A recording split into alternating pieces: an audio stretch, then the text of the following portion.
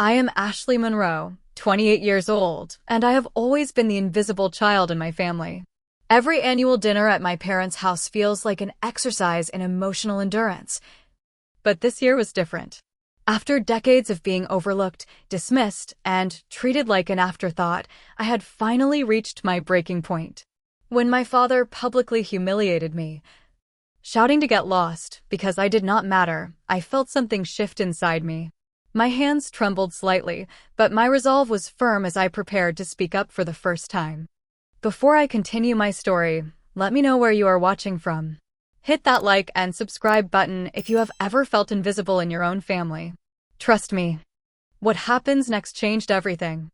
Growing up in the Monroe household meant learning very early on that attention was a limited resource, and somehow I was never quite deserving of it. My earliest memory of feeling overlooked was at age 5, sitting in our sun-drenched living room in suburban Boston, proudly holding up a drawing I had made of our family. My father, William, a towering man with steel-gray eyes that rarely softened, glanced at it briefly before turning back to my brother Ryan's latest baseball trophy. "Not now, Ashley," he had muttered. "Can you see we're celebrating something important?" That moment crystallized into a pattern that would follow me throughout my childhood. It wasn't that I was actively mistreated. That might have been easier to identify and address. Instead, I existed in a strange limbo of being physically present but emotionally invisible. My parents had established themselves as pillars of our community. William Monroe, CEO of Monroe Financial Group, was known for his cutthroat business acumen and generous donations to local political campaigns. My mother, Deborah, with her perfectly highlighted blonde hair and collection of designer suits, chaired 3 different charity committees and hosted the most sought-after garden parties in our neighborhood. They had created a life that looked immaculate from the outside: the successful businessman, the socialite wife, and their athletic golden boy son. And then there was me. I learned quickly that academic excellence didn't earn the same recognition as athletic prowess in our household. When I brought home straight A's in middle school, my mother would nod distractedly and say, "That's nice, dear," before turning her attention back to planning Ryan's baseball tournament travel arrangements. My father might not acknowledge it at all, or would respond with, "Well, that's expected, isn't it?" as though anything less would have been a disappointment. But my achievement itself wasn't worthy of celebration. The pattern was cemented through countless small moments that compounded over time. My 10th birthday party was abruptly canceled when Ryan's baseball team unexpectedly made it to regionals. "You understand, don't you, sweetie?" my mother had said, not really asking. "This is such a big opportunity for your brother. We can celebrate your birthday next weekend." The replacement celebration never materialized. When I graduated high school as valedictorian, my parents attended the ceremony but left immediately after my speech to attend a networking event. They missed seeing me receive my diploma and honors. "We heard the important part," my father had explained later, seemingly genuinely confused by my hurt feelings. Perhaps the most telling incident occurred when I received a full academic scholarship to Northwestern University. I had rushed home, bursting with pride and excitement, only to find my parents and brother celebrating Ryan's acceptance to a state college on a partial baseball scholarship. When I tried to share my news, my mother said, "Let's not take away from your brother's moment, Ashley. We can talk about your school stuff later." Later never came. These patterns shaped me in profound ways. I became an overachiever, constantly striving for the recognition that never seemed to come. I developed anxiety that manifested as perfectionism, thinking if I could just accomplish enough, my family would finally see me. I became a people pleaser, morphing myself into whatever I thought others wanted me to be, desperately seeking the approval I never got at home. After college, I moved to Seattle, putting 3,000 miles between myself and my family. I built a life of my own, climbing the corporate ladder at a prestigious marketing firm, making genuine friends, and creating a peaceful apartment that felt like the home I'd never really had growing up. I thrived in my career, known for my creative campaigns and analytical mind. Yet every holiday, every family gathering, I would return to Boston and instantly revert to that invisible child. Family dinners were exercises in patience and emotional control. I would listen to my brother's latest achievements, his promotion at the financial services company where our father had secured him a position, his new house in the right neighborhood, his marriage to Catherine, a woman who fit my mother's criteria for the perfect daughter-in-law. My own accomplishments, if I managed to mention them at all, were acknowledged with polite disinterest before the conversation quickly shifted back to more important matters. Despite the emotional toll these visits took, I continued to attend, clinging to the hope that something would change, that one day I would matter to them as much as Ryan did. Part of me recognized this as magical thinking, but another part couldn't let go of the little girl who just wanted her parents to be proud of her. 2 weeks before this year's annual family dinner, I had received a significant promotion to marketing director, overseeing an entire division with a multi-million-dollar budget. After years of dedication and hard work, I had achieved something truly noteworthy, even by my father's exacting standards. I decided to share the news at the family dinner, hoping that perhaps this time they would finally see me. Looking back, I should have known better. But hope is a persistent thing, even when all evidence suggests it's misplaced.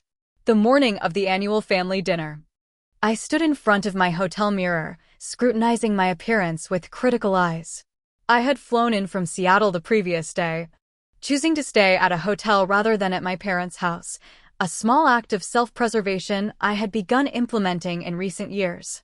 "You can do this," I whispered to my reflection, adjusting the collar of my emerald green dress, an expensive purchase that had eaten into my savings but felt like necessary armor for the evening ahead. The color brought out the green flecks in my hazel eyes, and the tailored cut flattered my figure without being showy. My chestnut hair fell in soft waves past my shoulders, and I wore the pearl earrings my grandmother had left me, the one family member who had seemed to see me before she passed away when I was 16. My therapist Jessica's words echoed in my mind as I applied a final touch of lipstick. "Remember, Ashley, you're setting boundaries, not seeking approval. Their reaction isn't a reflection of your worth." We had been working together for 3 years, slowly unpacking the complex emotional baggage I carried from my childhood. Jessica had been hesitant about my attending this dinner at all, but understood my need for closure or resolution. As I gathered my purse and car keys, my phone buzzed with a text from my mother. "Dinner at 7 sharp. Your father has an early meeting tomorrow. No, looking forward to seeing you, or safe travels. Just a reminder not to inconvenience them." I took a deep breath, pocketed my phone without responding, and headed to my rental car. The drive to my parents' suburban mansion was familiar yet always intimidating. Their house sat at the end of a tree-lined driveway in Brookline, an imposing colonial with perfect landscaping and discreet security cameras. It had never felt like home to me. More like a showroom where I was an unwelcome visitor who might smudge the pristine surfaces. I parked behind my brother's Tesla, noting that he and Catherine had already arrived. A brief fantasy of turning around and driving back to the airport flitted through my mind, but I pushed it away. I was an accomplished professional woman, not that fearful child anymore. I could handle one dinner. The heavy front door opened before I could ring the bell, revealing my mother in a tailored navy dress, her blonde hair arranged in an elegant updo that highlighted her expensive facelift. "Ashley, you're right on time," she said, her tone suggesting this was surprising. She air-kissed near my cheeks, careful not to smudge her makeup. "That dress is bold. I would have gone with something more subtle for your coloring, but it's nice to see you making an effort." And so it began, the subtle undermining that was so ingrained I used to think it was normal maternal behavior. "Thank you for having me," I replied neutrally, stepping into the marble-floored foyer that smelled of the same lemon polish and expensive flowers it always had. My father emerged from his study, drink already in hand.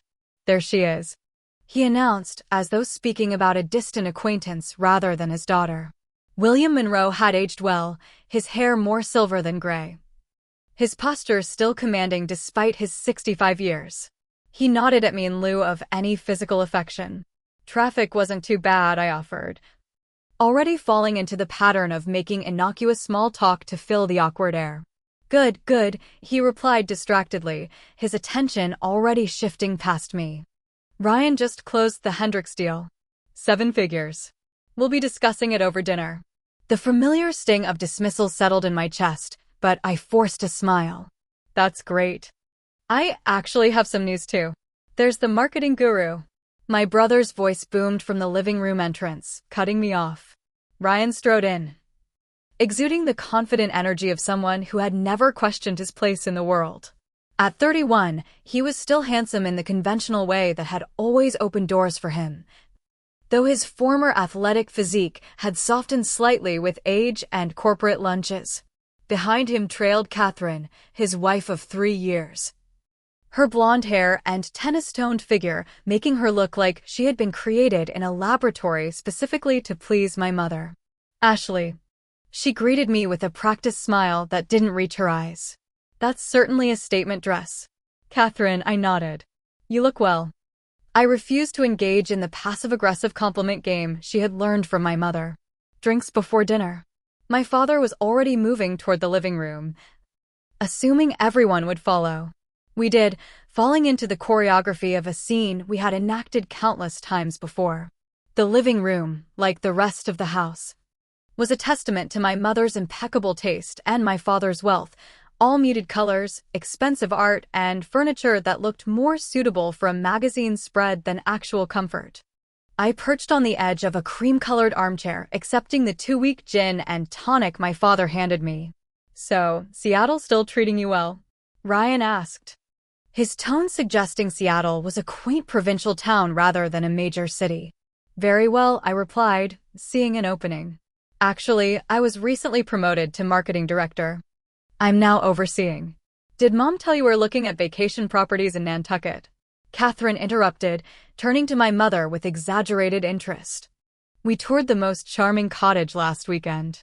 And, just like that, the conversation swerved away from me again, as it always did. I sat quietly, sipping my drink, watching the familiar dynamic unfold. My mother and Catherine discussed summer homes while my father and Ryan talked business, all of them existing in their bubble where I was merely an observer, not a participant. 30 minutes later, my mother announced dinner was ready, and we moved to the formal dining room.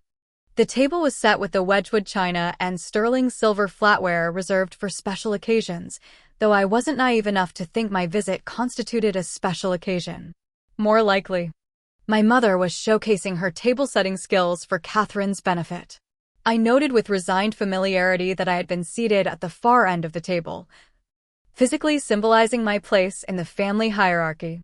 My father sat at the head, with Ryan to his right and my mother to his left. Catherine sat beside Ryan, and I was relegated to the spot beside my mother, almost an afterthought. The housekeeper, Marta, served the first course, a chilled asparagus soup that probably cost more per serving than what most people spent on an entire meal. As we began eating, I decided to try once more to share my news. As I was saying earlier, I began, my voice steadier than I felt. I recently received a significant promotion at work. I'm now heading the entire marketing division, with a team of 15 people reporting to me. There was a brief pause, and for a moment, one foolish, hopeful moment, I thought they might actually engage with my achievement. My mother spoke first. That's nice, dear. Is that why you're wearing such a bright color? Office politics can be so tricky for women. I always told you that marketing was an unusual choice, but I suppose it suits your creative tendencies. Before I could respond to this backhanded acknowledgement, my father cleared his throat.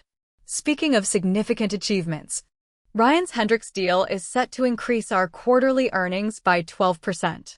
The board is extremely pleased. Just like that, my moment was gone, steamrolled by Ryan's accomplishments. As always, I felt a familiar tightness in my chest, the physical manifestation of being rendered invisible yet again. But something was different this time. A small spark of anger began to glow where resignation usually lived. As the main course was served, perfectly cooked beef tenderloin that I barely tasted, I watched the family dynamic with new eyes. The way my father leaned toward Ryan, genuinely interested in his every word. The proud glances my mother cast at her son. The easy confidence with which Ryan occupied space, never doubting his right to be heard. It was like watching a play where I had no lines, expected only to provide an audience for the main characters. I had played this role for 28 years, but tonight, for reasons I couldn't fully articulate, I was finding it increasingly difficult to stay in character. Halfway through the main course, I made another attempt to engage in the conversation, asking my father about recent industry regulations that affected both his business and my marketing work. It was a strategic topic, one that should have allowed for mutual discussion of our professional realms. "That's not really something you need to concern yourself with," my father replied dismissively, cutting his beef with precise movements. "The financial sector operates on a different level than advertising campaigns. Marketing," I corrected automatically. "And actually, the new data privacy regulations impact both industries significantly.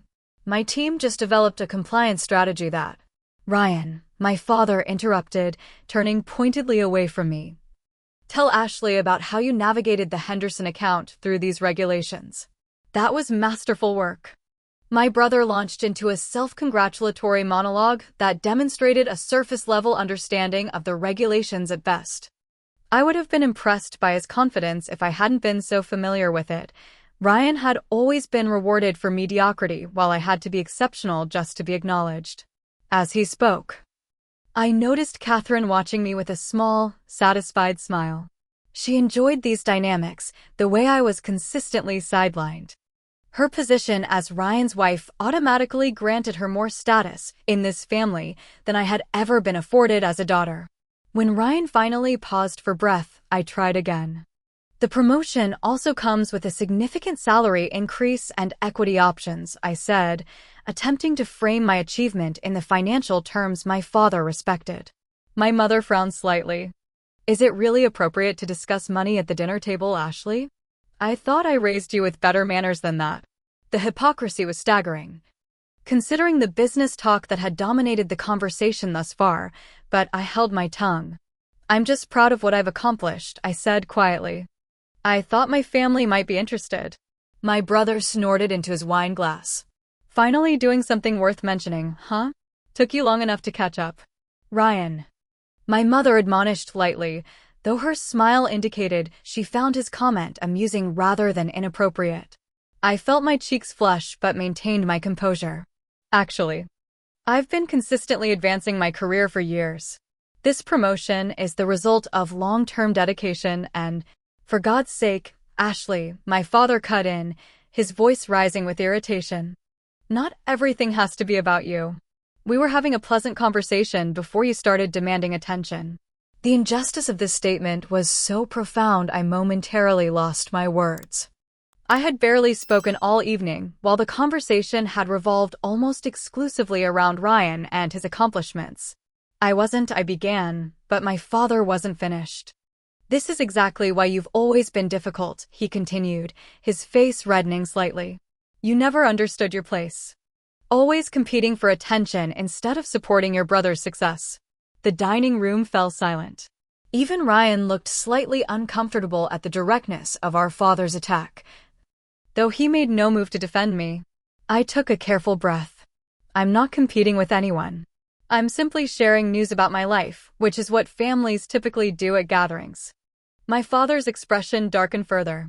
He set down his fork with deliberate precision, a gesture I recognized from childhood as a warning sign.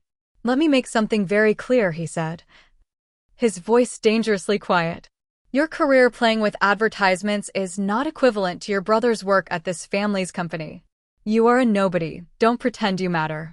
The words hung in the air like a physical presence. My mother looked down at her plate, unwilling to meet my eyes or challenge her husband.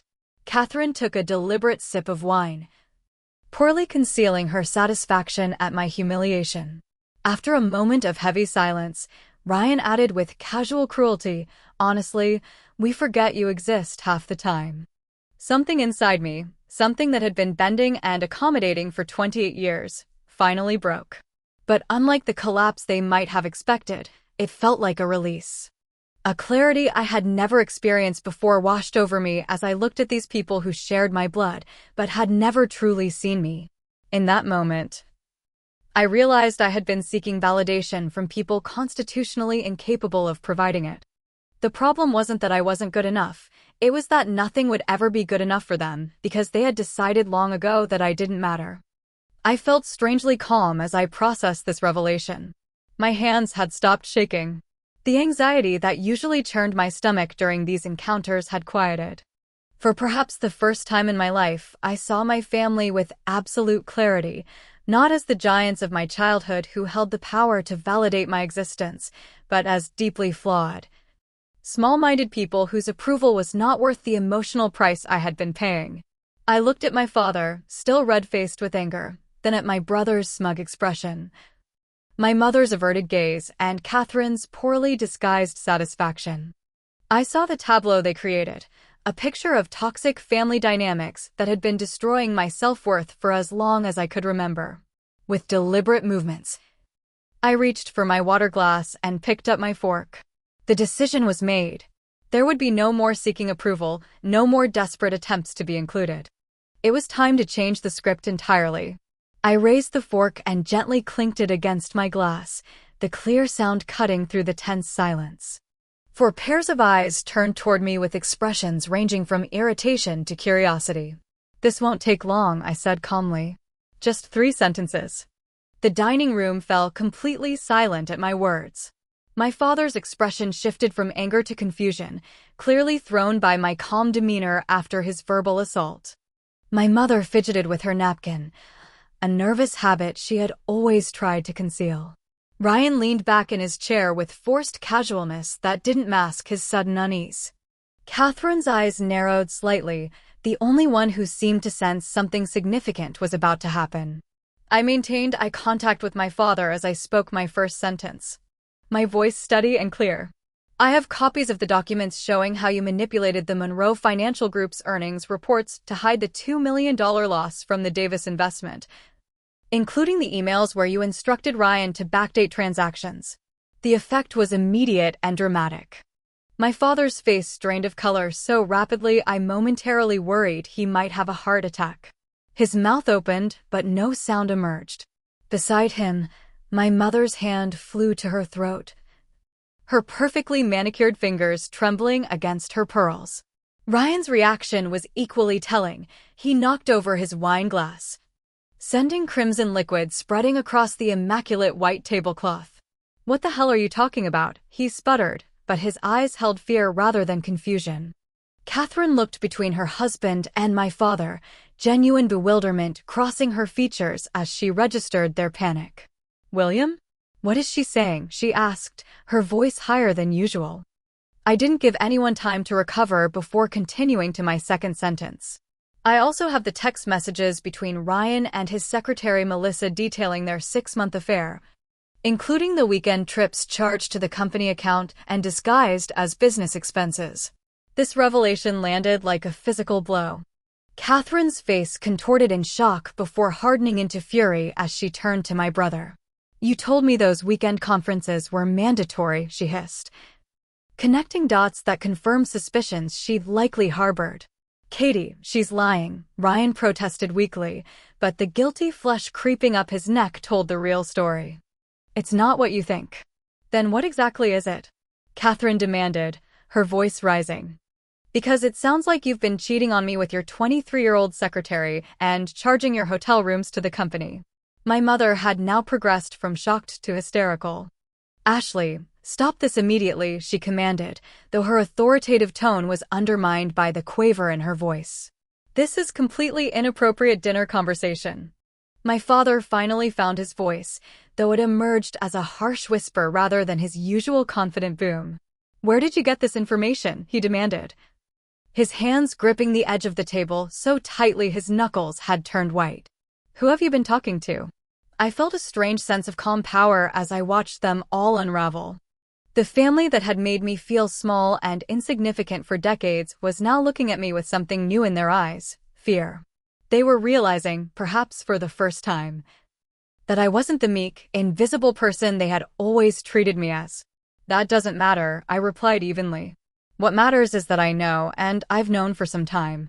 My uncle James, my father's younger brother and a board member at Monroe Financial, had been watching the scene unfold with growing horror from his seat near the other end of the table. William, he said in a strained voice, I think we need to discuss this. Now, the implications for the company, and potentially for him as a board member, were clearly racing through his mind. My father made a visible effort to regain his composure, straightening his shoulders and attempting to reassert control over the situation. This is a family misunderstanding, he announced to the table at large. Ashley is clearly confused about some internal business matters she's overheard. Am I? I asked, raising an eyebrow. Because the SEC might not find it confusing at all. I'm sure they see cases like this regularly. At the mention of the Securities and Exchange Commission, my father's attempt at composure crumbled entirely. You wouldn't dare, he whispered, real fear evident in his eyes now. My cousin Megan, always the peacemaker at family gatherings, attempted to intervene. Maybe we should all take a deep breath, she suggested, her voice placating. I'm sure there's a reasonable explanation for everything. And we can discuss this calmly as a family. But it was too late for family discussions. The carefully maintained facade had already cracked beyond repair, revealing the rot beneath. My mother was now dabbing at tears, careful even in her distress not to smudge her expensive makeup. Ryan and Catherine had moved to opposite ends of their seats, a physical manifestation of the new chasm between them. My father looked as though he had aged a decade in the past 5 minutes. I took a deep breath, savoring this moment of power not out of cruelty, but because it represented something I had never experienced in this house, being truly seen and heard.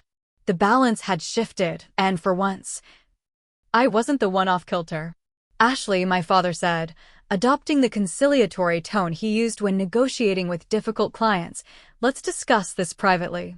Whatever you think you know. Whatever you want, we can work something out. He gestured toward his study, attempting to remove our conversation from the increasingly uncomfortable audience of extended family members. I don't think so, I replied calmly. I've spent my entire life being sidelined and silenced by this family.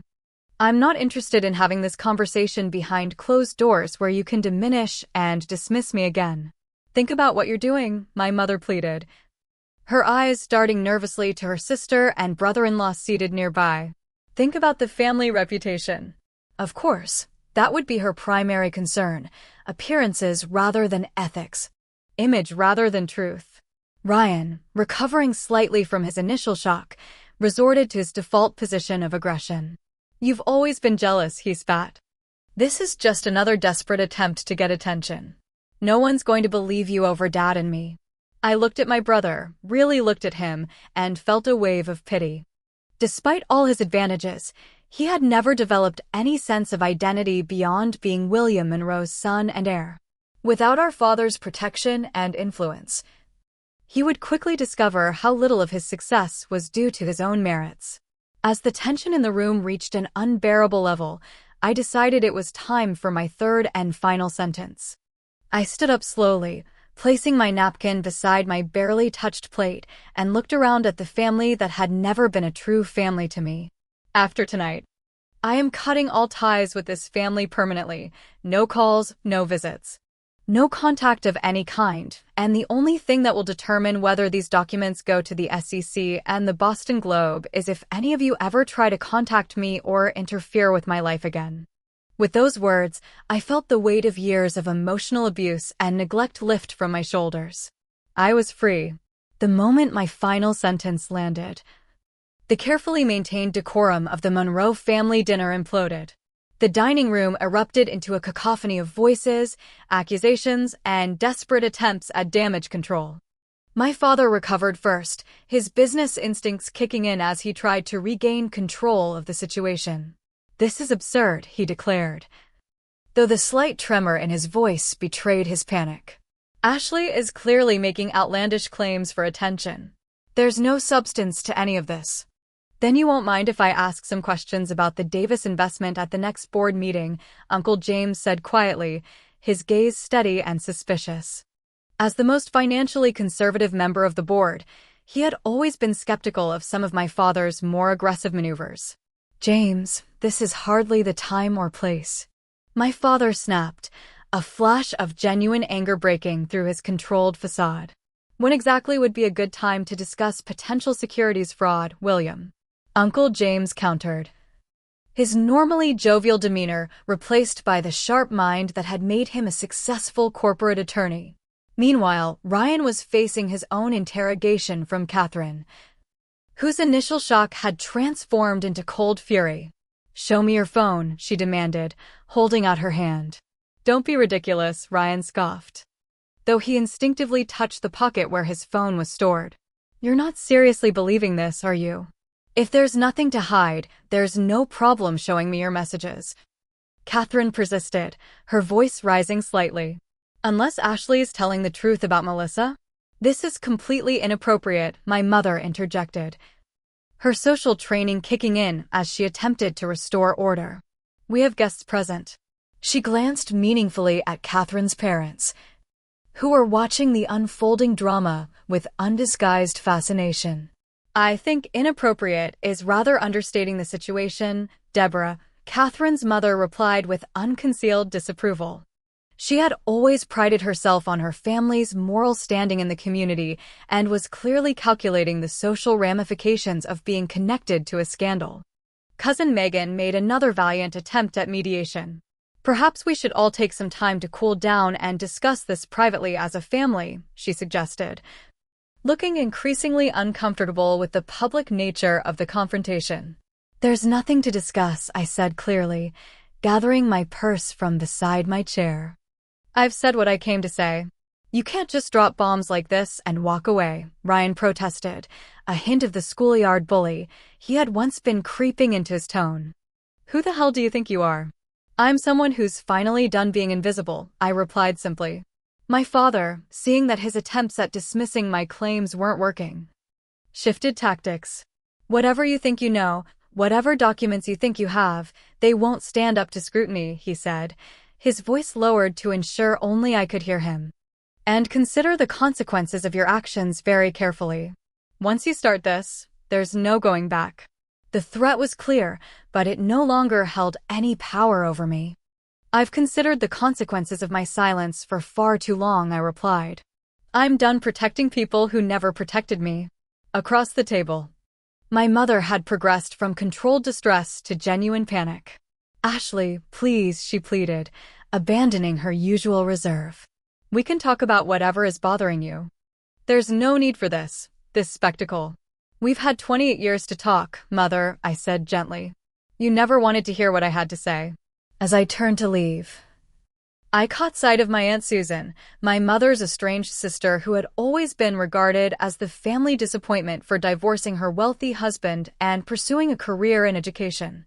She was looking at me with something I rarely saw from family members: understanding and respect. She gave me a small, almost imperceptible nod that felt like more validation than I had received from my parents in a lifetime. "If you walk out that door, you are no longer part of this family," my father declared, making one final attempt to assert control through intimidation. I turned back to him with a sad smile. I never really was I? The realization seemed to hit him then, that his threats had lost their power, that the dynamic had fundamentally changed.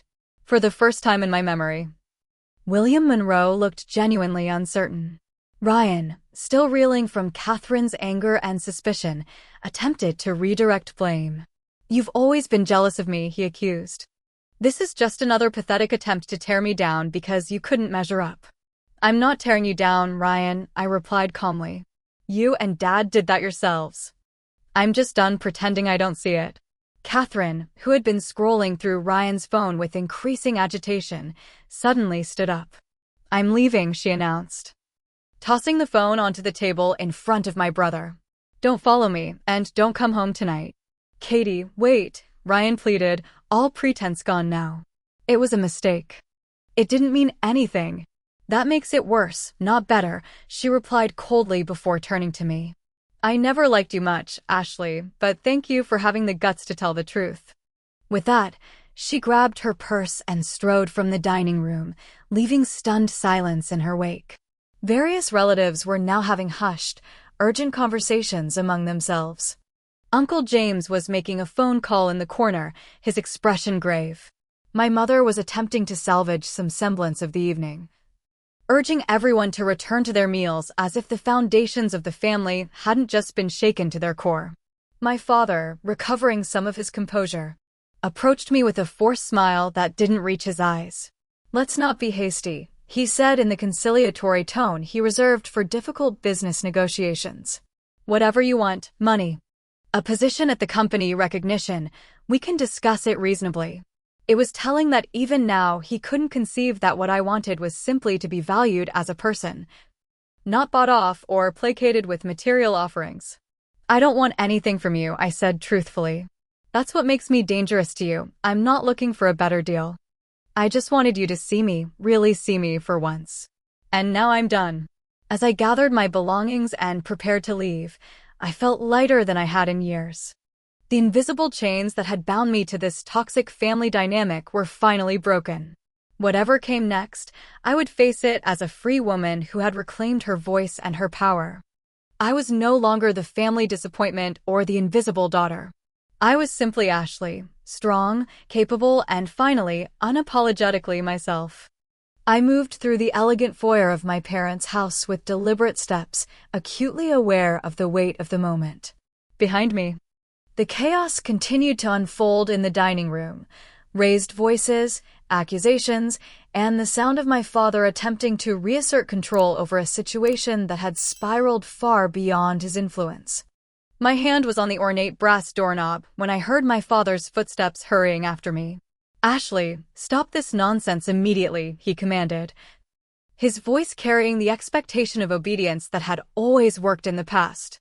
I turned to face him one last time, taking in the man who had loomed so large in my childhood but now seemed smaller somehow, diminished by the exposure of his flaws and manipulations. "You can't leave like this," he insisted, lowering his voice to avoid being overheard by the relatives still in the dining room. "You have no idea what you're doing. The ramifications for the company, for the family." "I understand exactly what I'm doing," I interrupted calmly. "For the first time in my life, I'm putting myself first. The company will survive or it won't. That's not my concern anymore." A flash of genuine fear crossed his features. "These accusations could destroy everything I've built," he said, his tone shifting from commanding to almost pleading. "Is that what you want? To burn it all down out of spite?" "This isn't about spite," I replied. "It's about consequences.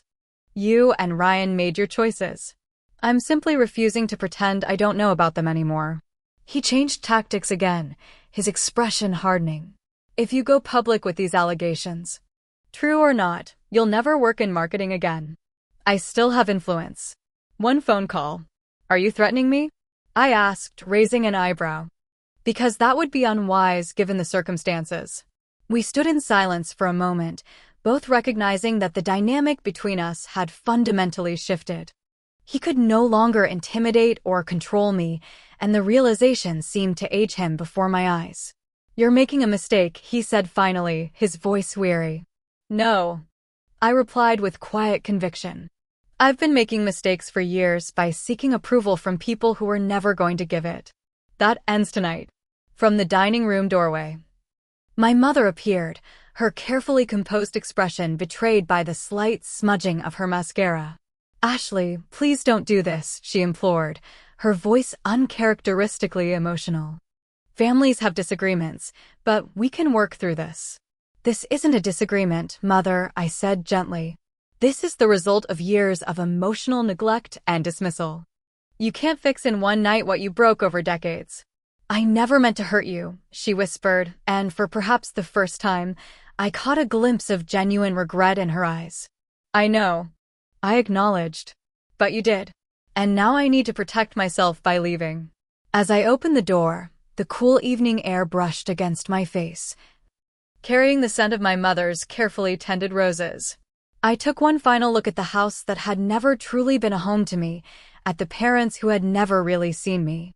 "Goodbye," I said simply and stepped outside, closing the door firmly behind me. The walk to my car felt symbolic, each step taking me further from my past and closer to a future of my own making.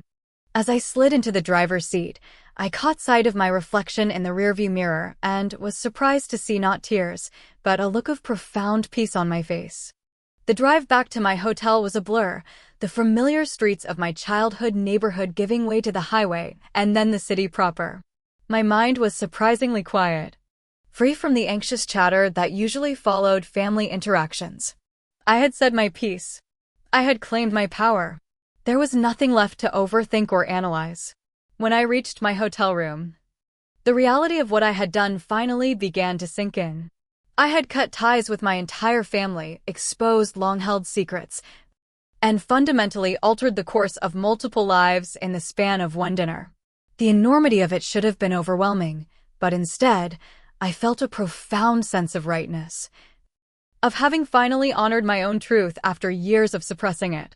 My phone began buzzing almost immediately after I entered my room. A cascade of texts and voicemails from family members, some angry, some concerned, some merely curious about the drama. My father's messages were initially threatening, warning of legal action for slander and defamation, before shifting to attempts at negotiation. My mother's were emotional pleas invoking family loyalty and the pain I was causing her. Ryan's were predictably angry, full of accusations and blame. I read them all, acknowledging the emotions behind them without allowing myself to be pulled back into the toxic dynamic. Then, in a decisive moment, I blocked their numbers one by one. Whatever aftermath unfolded from this night, I would not be drawn back into the vortex of manipulation and guilt that had defined our relationships for so long. That night, lying in the anonymous comfort of my hotel bed, I experienced something I couldn't remember feeling in my parents' presence: complete peace. There was no anxiety about saying the wrong thing, no desperate hope for approval, no walking on eggshells to avoid triggering disapproval. There was just me, breathing freely for what felt like the first time. Sleep came easily, deep, and restorative. I woke the next morning feeling light, as though I had shed a weight I had carried for so long I'd forgotten it wasn't part of me. I checked out of the hotel, boarded my flight back to Seattle, and returned to the life I had built for myself, a life that suddenly felt more authentic and full of possibility than ever before. The weeks that followed brought predictable attempts at contact from extended family members, some genuinely concerned about my well-being, others merely seeking gossip about what had transpired. I was selective about which messages I responded to, maintaining my boundaries while allowing a few of the healthier connections to remain. My father, true to his nature, did attempt to follow through on his threats. A cease and desist letter arrived from the company's legal team, full of intimidating language but notably vague on specifics. I forwarded it to a lawyer friend who confirmed what I had suspected. It was a scare tactic with little legal standing, particularly given that I had made no public statements about what I knew. The most satisfying confirmation that my revelations had hit their mark came 3 weeks after the dinner, when a brief article appeared in the business section of the Boston Globe noting that Monroe Financial Group was undergoing an internal review of accounting practices and that Ryan Monroe had taken an indefinite leave of absence for personal reasons. The carefully worded corporate speak couldn't disguise the reality. The house of cards was beginning to collapse. Catherine filed for divorce the following month, according to a cousin who still kept in touch with me. The prenuptial agreement that my father had insisted upon to protect the family assets ironically now worked against Ryan, limiting what Catherine could claim, but also what he could contest. As for me, I returned to my life in Seattle with a new sense of confidence and self-possession, free from the emotional drain of seeking approval I would never receive. I found myself more focused and creative at work, more present in my friendships, and more open to possibilities I had previously been too anxious to explore. For the first time in my life, I was defining myself on my own terms, not in relation to a family that had never truly valued me. It was both terrifying and exhilarating, this newfound freedom to simply be myself without apology or explanation. That night at the dinner table had been both an ending and a beginning. I had lost a family, yes, but I had found myself in the process. And that, I was discovering, was more than a fair exchange. 6 months after the fateful family dinner that changed everything, I stood at the floor-to-ceiling windows of my corner office in downtown Seattle, watching rain trace patterns on the glass. The view of Elliott Bay stretched before me, ferries gliding across the water beneath a pearl gray sky. This office, with my name, Ashley Monroe, newly etched on the door under the title Senior Marketing Director, was tangible proof of how much my professional life had flourished since cutting ties with my toxic family. The promotion I had tried to share at that dinner had been just the beginning. Freed from the emotional burden of seeking validation I would never receive, my creativity and confidence had soared. My campaigns were winning industry recognition, and I had been featured in Marketing Monthly as one of 30 under 30 marketing visionaries to watch. The irony wasn't lost on me. The moment I stopped desperately seeking my family's approval was the moment my career truly took flight. More significant than my professional success, however, was the profound personal transformation I had undergone. The constant anxiety that had been my lifelong companion had receded, replaced by a steady self-assurance that felt foreign but welcome. I had begun to recognize my own worth independent of external validation, to trust my voice and my instincts in a way I never had before. "These quarterly projections look excellent," Michael said, drawing me from my thoughts as he entered my office with a stack of reports. Michael Chin, the company's financial analyst, had become an unexpected source of joy in my life over the past 3 months. What had begun as a professional collaboration on a major campaign had evolved into friendship and then, gradually, into something deeper. Unlike the men I had dated in the past, chosen largely for their potential to impress my impossible-to-impress family, Michael was kind, genuine, and appreciative of exactly who I was. He had no interest in status symbols or social climbing, valuing intelligence and integrity over appearances. With him, I never felt the need to perform or prove my worth. "Earth to Ashley," Michael teased gently, setting the reports on my desk. Lost in thought again, I smiled, turning from the window, just reflecting on how much has changed since last year. He nodded, understanding without needing elaborate explanation. I had shared the full story of the family dinner and its aftermath with him over late-night takeout in my apartment, his quiet support giving me space to process emotions I had suppressed for years. "Speaking of change," he said, "did you see the news about Monroe Financial?" I had. The investigation that had begun as an internal review had expanded considerably. The Boston Globe had published a detailed exposé 3 weeks earlier revealing what they called systematic accounting irregularities at the firm. My father had been forced to step down as CEO pending a full investigation, and the company's stock had plummeted. I hadn't instigated the investigation, true to my word. I had kept my knowledge private as long as they stayed away from me, but someone else had eventually discovered what I had already known. "Yes," I replied simply.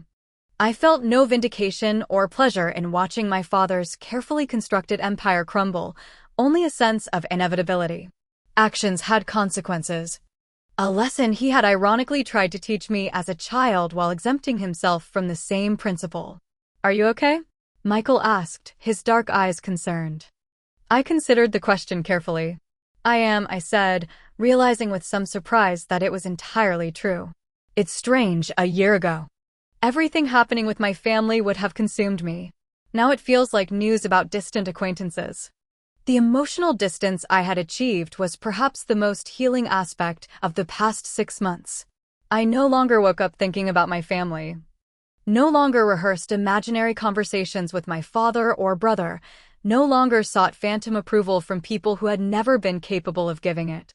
My therapy sessions with Jessica had shifted focus too, moving from processing family trauma to building a healthy future.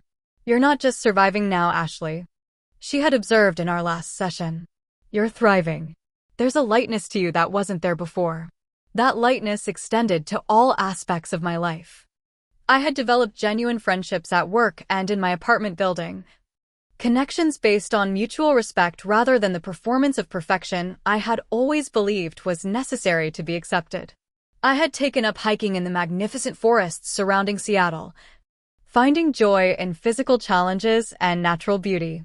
I had even begun volunteering at a mentoring program for young women entering the marketing field, discovering that sharing my knowledge brought its own form of fulfillment. The most unexpected development had been reconnecting with my Aunt Susan, my mother's estranged sister who had given me that supportive nod during the family dinner confrontation. She had reached out via email a month after the incident, expressing admiration for my courage and suggesting we meet if I was ever back in Boston. Our lunch together during a business trip revealed a kindred spirit who had gone through her own version of family exile decades earlier when she divorced her wealthy but controlling husband to pursue a career in education. Your mother never forgave me for choosing my own path over the one the family had planned, she explained over clam chowder at her favorite waterfront restaurant. Some people can't understand that family should be about love and support, not control and appearances.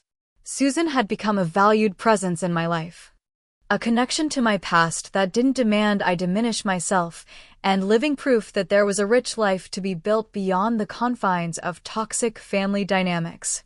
News about the rest of the family trickled in occasionally through Susan or distant cousins who still kept in touch.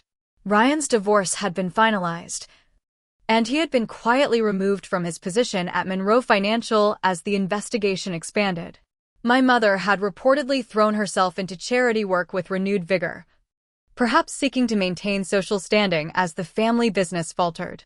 And then, 3 days ago, a letter had arrived at my office, my mother's distinctive stationery, her elegant handwriting on the envelope. I had stared at it for a long time before opening it, surprised by my lack of emotional response. Inside was a carefully worded message that stopped short of a true apology but expressed regret for how things had deteriorated and suggested that family connections shouldn't be discarded lightly. She proposed meeting the next time I was in Boston to begin healing our relationship. I hadn't responded yet. Part of me appreciated the olive branch, small and qualified though it was. Another part recognized that nothing fundamental had changed. Her letter focused on maintaining appearances rather than acknowledging the deeper issues that had fractured our family. She wanted reconciliation on her terms, without the messy work of genuine accountability and change. Whatever you decide about your mother's letter, I support you, Michael said, reading my thoughts with the intuition that had drawn me to him initially. Just remember that you get to set the terms now. You're not that invisible girl anymore. His words echoed my own internal conviction. If I chose to respond to my mother, it would be with clear boundaries and expectations. I would no longer contort myself to fit into the Monroe family mold. Either they would accept me as I was, or we would continue on separate paths. The realization was empowering rather than painful, evidence of how far I had come. 6 months ago, such a letter would have sent me into an emotional tailspin, desperately hoping it signified the validation I had always craved. Now I could evaluate it objectively, prioritizing my hard-won peace and self-respect over the fantasy of a perfect family that had never existed. You know what's strange? I said to Michael as we prepared to head into an afternoon meeting. For years, I thought what I wanted most in the world was my family's approval. Now I realize what I actually needed was to approve of myself. He smiled, warm and genuine. And do you? Approve of yourself? I considered the question. Thinking about the woman I had become, strong enough to stand up for herself, brave enough to walk away from toxicity, wise enough to build a life filled with genuine connections and meaning. Yes, I said with quiet certainty. I really do. Later that evening, as Michael and I walked along the waterfront after dinner, I found myself reflecting on the journey that had brought me to this moment of contentment. The 3 sentences I had spoken at that dinner table had changed everything, not because they had exposed family secrets, but because they had been the first time I had truly claimed my voice and my power. The challenging parts hadn't ended with that dramatic exit from my parents' house. There had been difficult days, moments of doubt, grief for the family relationships I had wished for rather than the ones I actually had. But through it all, I had maintained the boundaries that protected my newfound sense of self. You're smiling, Michael observed, his hand warm in mine despite the cool evening breeze off the water. I was just thinking that sometimes the hardest things to say are the most important. I replied. Those 3 sentences changed my life. For the better, it seems, he said, squeezing my hand gently. Definitely for the better, I agreed.